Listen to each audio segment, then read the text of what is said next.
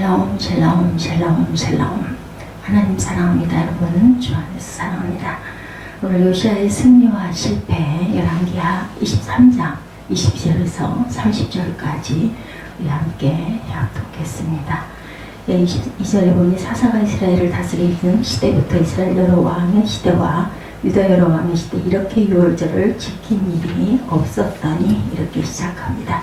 요시아 왕 18째 해에 예루살렘에서 야훼 앞에 이 유월절을 지켰더라. 그리고 요시아의 나머지 개혁에 대해서 24절에서 27절까지 또 요시아가 드디어 20절부터 36장 1절에 걸쳐서 돌아가는 부분들이 나타납니다. 요시아는 26세의 나이가 되었을 때 대적인 성전 보수를 명령했었죠. 백성들이 지원하여 헌금을 드렸고 대제사장 힐기야는 헌금함을 여러 건축 기술자들에게 돈을 주어서 일을 하게 했습니다. 성전 보수가 한창 진행될 때 힐기야는 성전 한쪽에서 율법책을 발견하는 부분이 나타나죠. 힐기야는 율법책을 서기관 사반을 통해 요시아 왕에게 전달합니다. 22장 내용이기도 했습니다. 요시아는 율법을 듣고 두 가지를 깨닫게 되죠.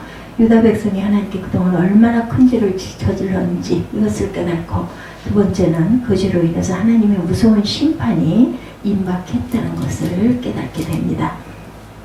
요시아는 그 자리에서 옷을 찢고 통곡을 하죠.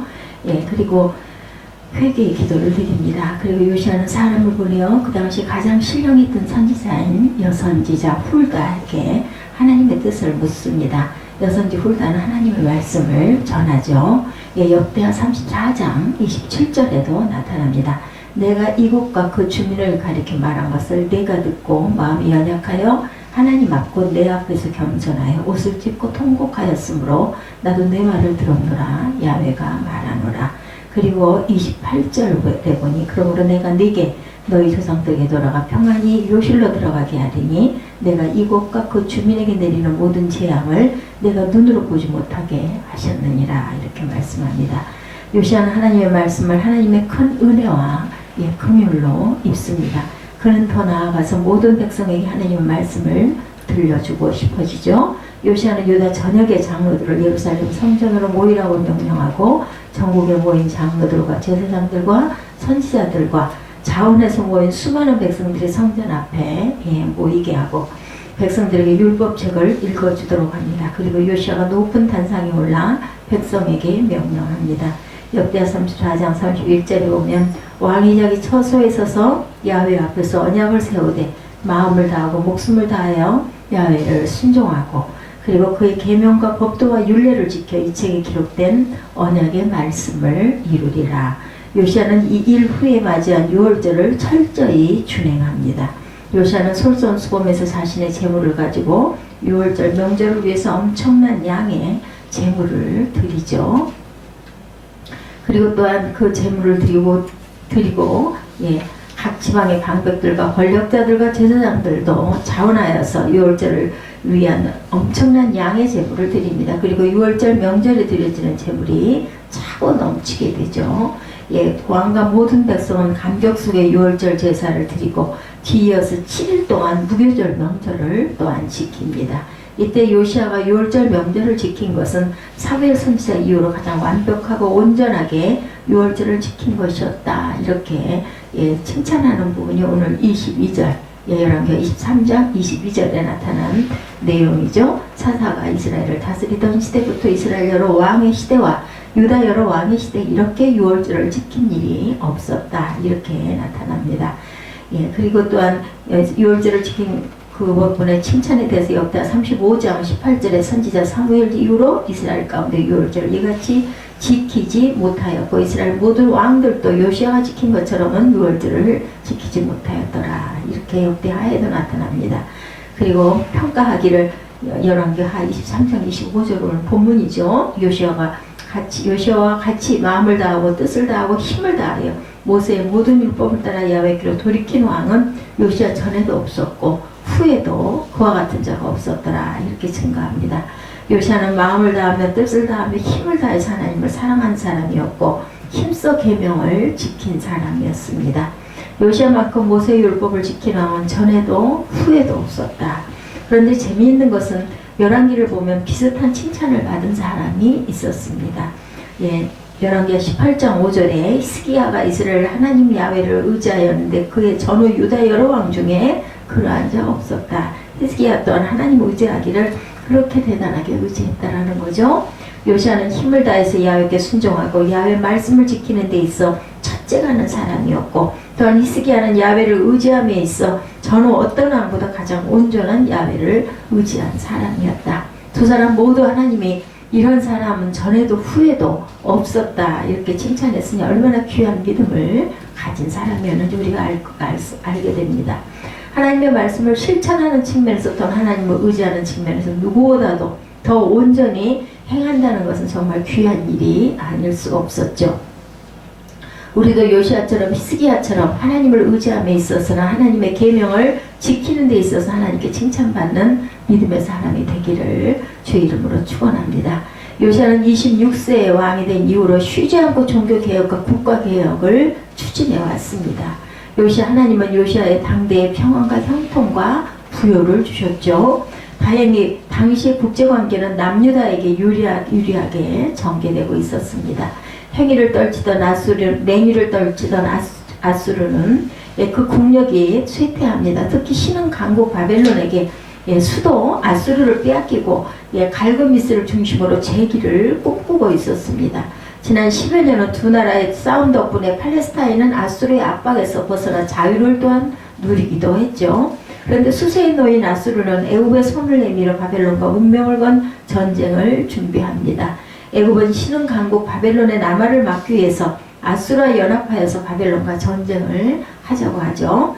또한 이 전쟁에서 승리하면 아수르의 묵인하에 팔레스타인 지역의 지배권을 확보할 수도 있었습니다.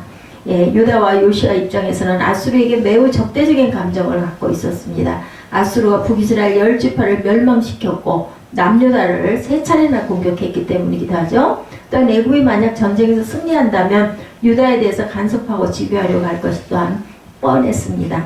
요시야는 아수르가 재기하는 것을 원치 않고 또한 애굽이 팔레스타인 지역의 지배권을 차지하는 것도 원하지 않습니다. 그래서 요시야는 애굽이 아수르를 돕지 못하도록 막아야 한다 이렇게 생각을 합니다. 요시야는 북쪽으로 진군하는 애굽 군대를 무기토 골짜기에서 막아서 싸웁니다. 그렇지만 요시야는 이 전쟁에 대해서 하나님께 묻지도 않고 스스로 판단하여 군대를 이끌고 애굽 군대를 막기 위해서 나아갑니다. 그러자 애굽 왕 느고는 요시야에게 말합니다. 역대하 35장 21절에 유다 왕이여 내가 그대와 무슨 관계가 있느냐 내가 오늘 그대를 치려는 것이 아니요 나와 더불어 싸우는 족속을 치려는 것이다. 하나님이 나에게 명령하사 속히하라 하셨은즉 하나님이 나와 함께 계시니 그대는 하나님을 거스르지 말라 그들을 멸하실까 하노라. 역대하 35장 22절에 요시야는 몸을 돌이켜 떠나기를 싫어하고 오히려 변정하고 그와 싸우고자 하여 하나님의 입에서 나온 느고의 말을 듣지 아니하므로 무기토 골짜기에 이르러 싸울 때 이집트 왕 느고는 사실 유다를 공격해서 유다를 속국으로 만들려는 생각은 없었죠. 단지 이 지역의 지배권을 확보하라는 마음뿐이었습니다. 그런데 요시야가 매우 적대적으로 자신과 싸우려고 하자 당황합니다. 이때 하나님은 느고에게 하나님의 뜻을 알려주십니다. 느고는 하나님의 이름으로 요시야에게 물러서라 이렇게 말합니다. 그러나 요시야는 느고 입을 통해서 말씀하신 하나님의 명령을 듣지 않습니다. 그래서 그는 자신의 판단대로 느고와 맞서 싸웁니다. 혹시나 느고의 말이 정말 하나님의 말씀인지 모르겠다는 불안감에 그는 일반 병사의 복장을 하고 전쟁을 지휘합니다. 그런데 적군이 쏜 활살에 요시야는 부상을 당하고 그 부상을 당한 채 후퇴하기에 이르릅니다. 그가 예루살렘에 돌아와서 얼마 지나지 않아 목숨을 잃게 되죠. 그는 유다 역사를 유일하게 전쟁터에 부상을 당하여 죽은 왕이 됩니다. 하나님은 일찍이 요시야에게 내가 너의 겸손과 통곡과 눈물의 기도를 들었노라. 나는 내가 평안히 열조의 무덤에 돌아가게 하리라. 이렇게 약속을 하셨습니다. 근데 요시야의 말년이 왜 이렇게 처참하게 되었을까? 그는 보다 평안히 눈을 감을 수 있었을 텐데 왜 유다 열왕 중에서 유일하게 전쟁터에 죽은 왕이 되었을까? 요시야는 26살까지 정말 힘을 다해서 하나님께 순종해서 하나님의 말씀 그대로 이행하는 삶을 살았었죠. 그리고 13년 동안 유다는 행복을 누렸습니다. 이렇게 평안과 형통을 누리는 사이에 요시아의 신앙이 그만 해이해지게 되죠. 그 결과 그는 전쟁을 자기 뜻대로 결정하여서 일으킵니다. 전쟁은 야훼께 속한 것임을 누구보다도 잘 아는 그일 텐데도 어느새 그는 전쟁을 자신이 주관하는 잘못을 저지르게 됩니다. 하나님의 말씀을 이행하는 것에 전무후무했다는 칭찬을 받았던 요시아였는데 그런 말년에 이렇게 오만방자한 사람이 되고 말았던 거죠. 우리는 최고의 칭찬을 받았던 사람일지라도 이렇게 한순간에 어리석고 연약한 완고한 사람이 돼서 죄를 지을 수 있다는 것을 꼭 깨닫게 됩니다. 그러므로 우리가 하나님 앞에 가져야 할 자세는 무엇일까? 두렵고 떨림으로 늘 하나님 앞에 겸손하게 살아야 되겠죠. 이 세상을 떠나가는 날까지 내가 주인이 아니고 바로 주인은 오직 야훼 하나님 한 분이시라는 것을 잊지 않는 저와 여러분들이 되어야 되겠습니다. 요시아처럼 최고의 칭찬을 받았던 히스기야 또한 그렇죠. 아수르 군대 20만 명 이상이 예루살렘을 에워싸고 보사 직전에 들어갔을 때 히스기야는 단숨에 쳐들어갑니다. 그리고 모든 것들을 다 물리치죠. 승리를 기대할 수 없는 상황에서도 흔들림 없이 야훼를 의지함으로 승리를 경험한 사람이 바로 요시아였습니다. 하나님의 그의 믿음을 보시고 천사를 보내서 하룻밤 사이에 그만 적군 18만 5천 명을 죽게 하는 승리를 또한 주셨습니다. 그런 히스기야였지만 그 후로 평안과 형통의 삶을 이어가자 어느 순간 스스로 영광을 취하고 자기 영광을 자랑하는 교만한 사람이 되고 말죠. 그래서 바벨론의 사절단이 방문한 채 왔을 때 창고를 열어서 자신의 부귀와 영화를 자랑합니다. 그 결과 하나님이 그에게 책망하시면서 내가 자랑한 모든 보화를 바벨론 왕이 모두 빼앗아 갈 것이요 내 자손은 그들에게 포로로 끌려갈 것이다. 이렇게 말씀하시죠. 우리는 히스기야의 실수와 잘못을 보면서 우리가 끝까지 하나님 앞에서 겸손한 마음으로 하나님을 의지하고 하나님의 뜻대로 살아야겠다는 경각심을 가져야 됩니다. 요시아는 하나님께 순종하고 하나님의 말씀을 온전하게 실천하는 사람이었는데 그런 그가 자기 마음대로 전쟁을 일으키고 전쟁터에서 하나님은 느보의 입을 통해서 요시아에게 또한 경고를 하셨었죠. 그때라도 요시아가 깨닫고 군대를 물리고 온전한 사람이 되었다라면은 그랬더라면 오래 살 수 있었을 것인데 요시아 때문에 더 오랫동안 태평성대를 유다는 또한 누릴 수도 있었을 것인데 요시아가 불순종해서 본인은 화살에 맞아 죽게 되고 유다 백성들은 그 이후로 악한 왕들의 출현함으로 인하여 극한 환난과 저주를 받다가 결국 나라가 멸망하는 불행을 겪어야 됩니다. 요시아는 한 나라의 왕이었기 때문에 그의 믿음과 행동이 얼마나 큰 영향을 미쳤는지를 우리는 보게 됩니다. 우리도 나 한 사람의 순종이 주변 사람에게 큰 영향을 끼친다는 것을 잊지 말아야 되겠죠.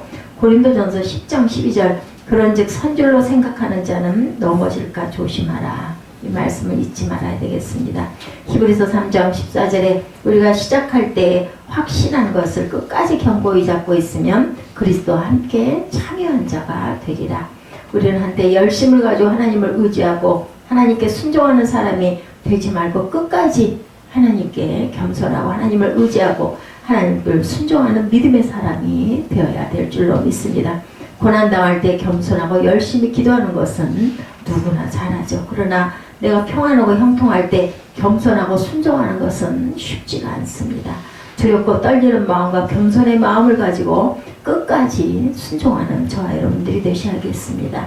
요시아의 일생을 성경은 이렇게 평가합니다. 그리고 히스기야의 일생도 두 사람의 최고의 칭찬을 받았던 그 일생. 그런데 두 사람의 공통점도 있죠. 말년에 큰 실수를 저질렀던 요시아와 히스기야.